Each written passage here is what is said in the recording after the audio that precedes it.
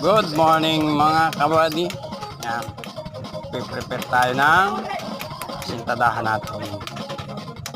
Ito nga, tinitiktikan natin bawat puste. Yan. Dugtong na rin tayo ng bakal sa ating dawit. Siguraduhin lang natin na maayos yung pagkakataan. Nang hindi naman nahuhugot ng basta-basta ang bakal. Hirap na pag hindi maayos ang tali. Yan, dito tayo maglalagay na ng hollow block. Siguraduhin lang natin na maayos ang ating lagay ng hollow block. Yan, nako, doon sa dulo. Yun, oh, may nagsasayaw.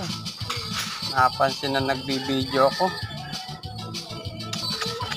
Talaga nga naman. Ayan, hindi pa nakontento. Lumapit pa talaga. Shoutout sa iyo, Kuya Sunny. Kahit maulan, Sunny ka pa rin. Ayan. Yung kasama ko. Isa. Magsasaksak ng power tools. Magpuputol ng bakal na gagamitin yung pang dowels. Ayan o. Sukatan nga niya. Sa pulin. Itong ating asintada naman ay malapit ng tapos yung isang linya.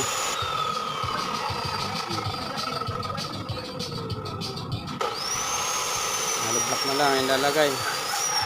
Tapos na.